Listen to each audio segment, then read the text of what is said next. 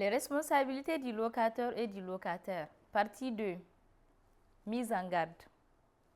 Prenez avis que les renseignements fournis dans cette vidéo, présentés avec l'intention d'offrir une ressource fiable pour mieux informer et guider le public en matière de droit de location à usage d'habitation de l'Ontario. Les commentaires et informations partagées sont pertinents dès la date de production qui est le 6 septembre 2024 et s'appliquent uniquement au droit de location à usage d'habitation de la province de l'Ontario, car les droits à ces sujets sont différents d'une province à une autre. De plus, il s'agit d'informations juridiques et ne devraient pas être traitées comme des avis juridiques. Si vous êtes en situation de conflit lié à votre logement, avec d'autres locataires ou avec vos locataires, il est fortement encouragé d'obtenir des avis juridiques qui s'appliquent à votre situation, si possible, venant d'un professionnel compétent. À titre de référence, nous avons fourni les coordonnées de plusieurs services juridiques disponibles à la fin de cette vidéo. Introduction. Comme les locataires doivent respecter les droits des locataires, les locataires sont également responsables de respecter les droits des locataires quand ils louent un logement locatif. Il est très important de vous familiariser avec les responsabilités que les locataires ont envers les locataires, car de nombreux problèmes peuvent être réglés de manière simple. Mais s'ils ne sont pas traités correctement, il est possible que les locataires soient expulsés du logement. La présente vidéo a pour but de donner une liste de plus communs modes d'expulsion parmi les droits accordés aux locataires de la loi de location à usage d'habitation de l'Ontario. Avec ces informations, vous serez bien placé pour répondre aux actions du locataire et des représentants. Préavis. Dans cette vidéo, nous employons la terminologie désignée par la loi en Ontario, alors nous employons locataire au lieu de propriétaire et convention de location ou simplement convention au lieu de bail. Les circonstances où les locataires peuvent évincer les locataires. Il existe plusieurs contextes dans lesquels le locataire peut demander la commission de location immobilière ou autrement appelée la CLI pour expulser un locataire du logement locatif. Les raisons ne sont pas seulement liées au comportement du locataire.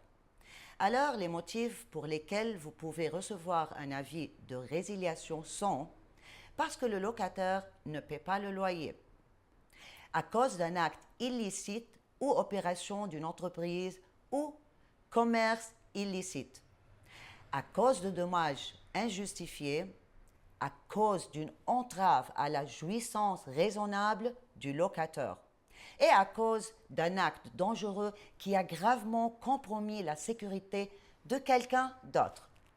Un facteur qui a une incidence sur le moment où le locataire peut vous expulser est le terme de la convention de location entre vous et le locataire. Un locataire peut aussi vous donner un avis de résiliation pour les motifs suivants. Mais si vous êtes toujours dans la période fixe de votre convention de location, la date de résiliation ne peut pas être avant le dernier jour de la période fixe. Ces motifs sont lorsque le locataire ou un acheteur veut reprendre possession des lieux par lui-même, un membre de sa famille ou une personne qui fournit des services de soins pour un membre de sa famille. Et lorsque le locataire a l'intention de démolir le logement locatif, de l'affecter à un autre usage ou veut effectuer des rénovations importantes. Là, nous allons examiner chaque motif plus en détail. Non-paiement du loyer. En échange, pour demeurer dans le logement locatif, la convention de location exige que le locataire paye le loyer au complet au plus tard à la date désignée dans la convention. Alors, si le locataire ne paye pas le loyer pour une période de location, le locataire a le droit de faire recours à la CLI. Quand le locataire ne paye pas le loyer, le locataire peut lui remettre un avis numéro 4 de résiliation de la location pour non-paiement du loyer. Il est important de lire l'avis au complet. Une fois reçu, le locataire aura une période pour corriger le non-paiement de loyer s'il rend le paiement complet au locataire avant la date de résiliation indiquée dans l'avis. soit 7 jours dans le cas d'une location où le loyer est payé à la journée ou à la semaine, ou 14 jours dans le cas d'une location mensuelle. Si vous êtes en mesure de payer le loyer, il est fortement encouragé de remettre le paiement au locateur, car ceci mettra fin au processus. Si la date de résiliation arrive à échéance sans que le locataire ait corrigé le non-paiement, le locataire a le droit de faire recours à la CLI et de demander une ordonnance pour confirmer le montant des arrières de loyer que le locataire doit au locataire. De plus, le locataire peut demander que la CLI ordonne votre expulsion du logement. Comme locataire, vous avez le droit de négocier un plan de paiement avec le locataire, soit directement avec lui, ou par accès à la médiation lors du jour de votre audience. Si vous ne parvenez pas à une résolution, une audience aura lieu qui vous donnera la chance de disputer le montant des arriérés de loyer allégués par votre locataire et proposer un plan de paiement qui sera acceptable à la CLI. Si un plan de paiement est ordonné par la CLI, vous serez permis de demeurer dans le logement. Mais il est essentiel que vous respectez les conditions imposées par le plan de paiement. Si vous manquez un paiement de loyer habituel ou un paiement supplémentaire, ou vous ne payez pas le montant au complet, le locataire peut se représenter à nouveau devant la CLI pour demander une ordonnance d'expulsion sans vous donner avis. Dans ce cas, vous recevez une ordonnance d'exclusion et vous aurez seulement 10 jours pour déposer une motion en annulation d'une ordonnance rendue X part et demander que l'ordonnance soit suspendue. Ce document est disponible sur le site web de la CLI sous la vignette formulaire ou en consultant le lien Internet affiché maintenant. Il est important de savoir que les 10 jours complets de la date à laquelle l'ordonnance est prononcée. Alors, en réalité, le locataire aura moins de temps pour déposer la motion et suspendre l'ordonnance.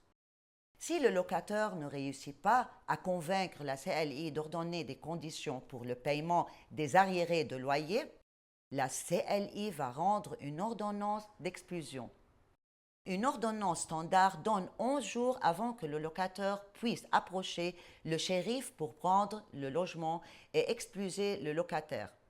Même après que la CLI ait ordonné votre expulsion, vous avez des options pour arrêter cet événement. Selon le paragraphe 74.4, une expulsion peut être annulée si le locataire paie la somme précisée dans l'ordonnance avant qu'elle ne devienne exécutoire. La somme précisée comprendra le total des arriérés et les frais payés par le locataire pour initialiser la requête. Autrement, si vous payez la somme précisée dans l'avis, après que l'ordonnance soit exécutoire, mais avant l'arrivée du shérif pour vous expulser du logement locatif.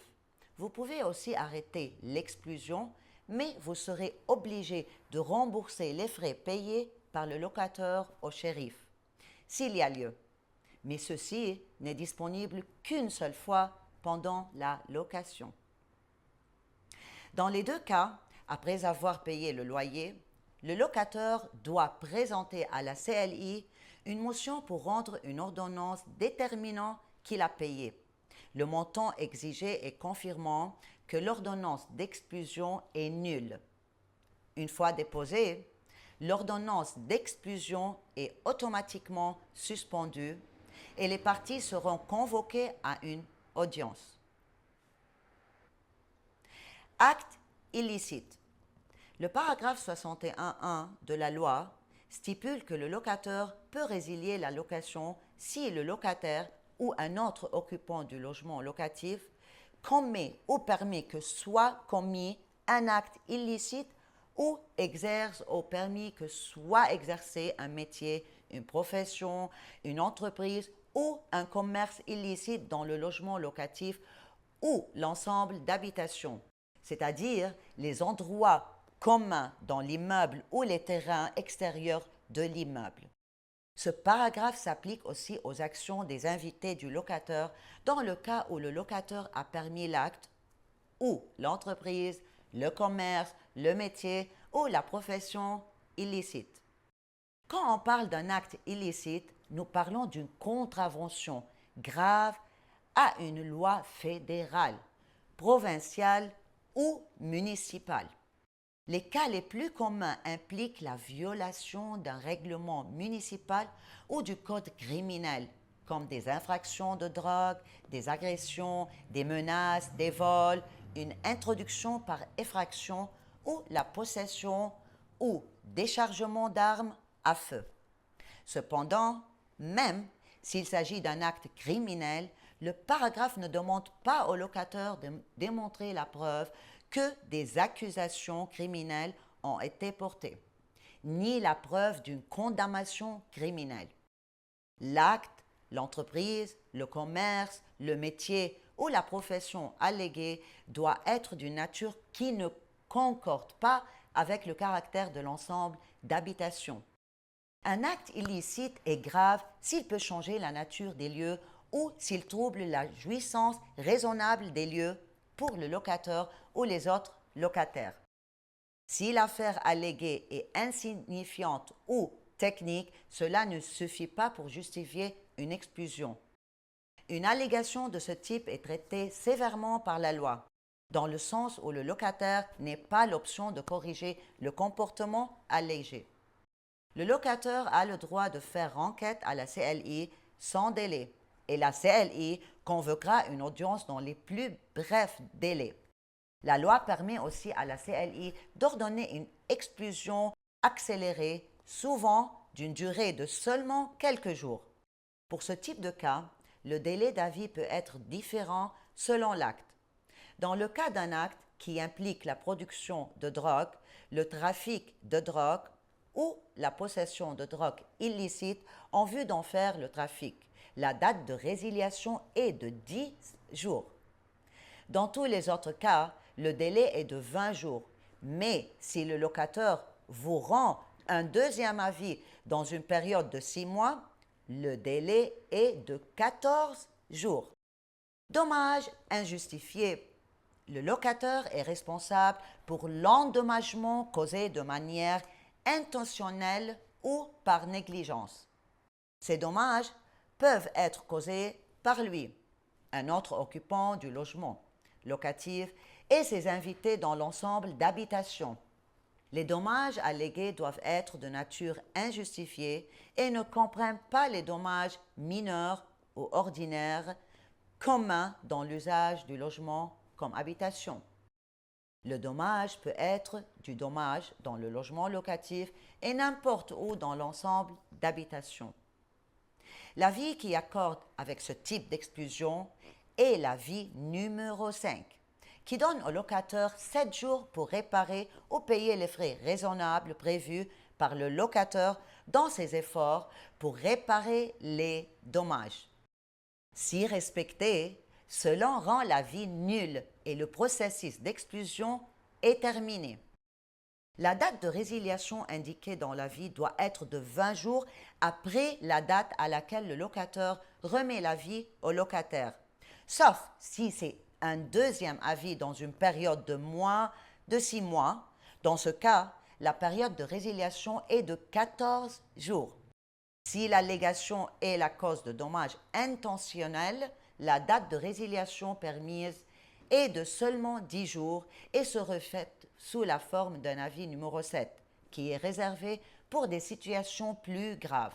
Sinon, les parties seront convoquées à une audience au cours de laquelle le locataire peut demander que le locataire soit ordonné d'accomplir les réparations pour corriger les dommages, que le locataire lui rembourse les frais raisonnables pour réparer les dommages et ou que le locataire soit expulsé.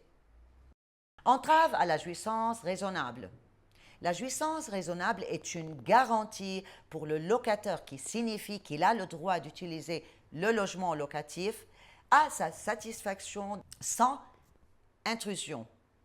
L'idée de jouissance raisonnable est vaste pour englober une variété d'actes et de comportements qui risquent de nuire à la jouissance raisonnable du locataire et les autres locataires qui occupent l'ensemble d'habitation.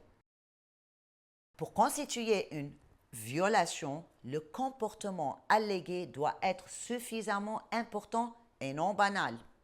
Communiquer avec le locataire de façon agressive, fumer dans le logement ou les endroits communs de l'ensemble d'habitation, bloquer des travaux dans le logement, faire du bruit excessif et accumulation excessive sont des exemples. Les articles 64 et 65 de la loi donnent au locataire le droit de demander la résiliation de la location quand le comportement du locataire, d'un autre occupant du logement locatif ou d'un invité du locataire entrave de façon importante la jouissance raisonnable de l'ensemble de l'habitation aux fins habituelles par le locataire ou un autre locataire ou entrave de façon importante un droit, privilège ou intérêt du locataire ou un autre locataire. Quand on parle d'invité, en tant que personne présumée responsable du comportement allégué, on parle de quelqu'un qui a été autorisé à entrer dans l'ensemble d'habitation par le locataire. C'est le locataire qui risque de subir les conséquences et une possible expulsion en raison des actions de son invité. L'avis qui s'applique dans ce cas est l'avis numéro 5. Dans l'avis, la date de résiliation est de 20 jours après la remise de l'avis. Mais dans un immeuble qui compte seulement 3 logements ou moins et où le locataire y réside, la date de résiliation peut être de 10 jours après la remise de l'avis. Il est très important de savoir que l'avis numéro 5, une fois remise au locataire, déclenche une période de 7 jours qui donne au locataire l'option d'abandonner ou de rectifier le comportement allégué. Si le locataire réussit d'arrêter le comportement avant l'expiration des 7 jours, l'avis est nul et le processus d'exclusion est terminé. Si le comportement continue après les 7 jours, les parties seront convoquées à une audience. Si le locataire prouve les allégations dans l'avis numéro 5, il est souvent possible de régler le cas avec la prescription de conditions pour que le locataire ne répète pas le comportement jugé offensif. Acte dangereux. Avec un avis numéro 7, le locataire peut initialiser le processus d'exclusion dans un cas où le locataire a commis un acte ou un omis d'agir dans une situation qui a sérieusement compromis la sécurité de quelqu'un d'autre. C'est-à-dire que l'affaire alléguée ne doit pas seulement nuire au locataire ou à un autre locataire, mais à toute personne présente dans l'ensemble d'habitation. L'article impose les conditions suivantes. L'affaire alléguée doit comprendre un acte ou une omission. L'acte ou l'omission est la faute du locataire à un autre occupant de son logement ou d'un invité du locataire. L'acte ou l'omission doit être grave et avoir compromis la sécurité. L'acte ou l'omission doit avoir eu lieu dans l'ensemble d'habitation. Malheureusement, dans un tel cas, ce n'est pas une défense que le locataire ait pris toutes les mesures raisonnables dont la performance de l'acte ou l'omission alléguée ne constitue pas une défense. Alors, même les accidents pour lesquels le locataire n'a pas fait preuve de négligence peuvent toujours mener à l'expulsion du locataire de son logement. Une allégation de ce type est traitée sévèrement par la loi. Faites attention, dans le sens où le locataire n'a pas possibilité de corriger le comportement allégué, alors le locataire a le droit de faire requête à la CLI sans délai et la CLI convoquera une audience dans les plus brefs délais. La loi permet aussi à la CLI d'ordonner une expulsion accélérée, souvent d'une durée de seulement quelques jours. Le locataire ou un acheteur veut reprendre possession des lieux pour lui-même. L'article 48 de la loi autorise le locataire à résilier la location s'il veut, de bonne foi, reprendre possession du logement locatif pour qu'il soit occupé à des fins d'habitation pour une période d'au moins 1 an. De même, L'article 49 autorise le locateur à donner au locataire un avis de résiliation pour le compte d'un acheteur anticipé si le locataire a conclu une convention de vente de l'ensemble d'habitation qui ne contient pas plus de 3 logements. Et l'acheteur veut, de bonne foi, prendre possession du logement pour qu'il soit occupé à des fins d'habitation par lui ou un membre de sa famille. Il s'agit de l'avis numéro 12. La date de résiliation précisée dans l'avis est de 60 jours après sa remise au locataire et doit tomber le jour d'expiration d'une période de location ou, si celle-ci a terme fixe, le jour que termine le terme. Qui peut prendre le logement? Un locataire ou un acheteur peut demander de prendre possession du logement locatif pour son usage personnel ou pour l'usage des personnes suivantes. Son conjoint, son enfant, son père ou sa mère, ou le père et la mère du conjoint du locataire. Une personne qui fournit des services en matière de soins au locataire ou à un membre de sa famille. Indemnité. Dans le cas d'avis numéro 12, le locataire doit verser au locataire une indemnité d'un montant égal à un mois de loyer ou lui offrir un autre logement locatif que le locataire juge acceptable. L'indemnité doit être versée au locataire avant la date de résiliation précisée dans l'avis. Sinon, la requête du locataire serait rejetée par la CLI. La bonne foi. Le locataire aurait la possibilité d'argumenter contre la requête du locataire à une audience devant la CLI. Lors de l'audience, le locataire doit convaincre la CLI que ses motifs sont de bonne foi. Cela signifie que le membre doit décider si le locataire ou un membre de sa famille emménagera dans le logement locatif dans un délai raisonnable après la libération du logement et que le logement sera occupé par la personne désignée pour une période d'1 an. La bonne foi est liée à la véritable intention de la personne nommée d'occuper le logement locatif et ne répond pas à la question de savoir si la proposition est raisonnable.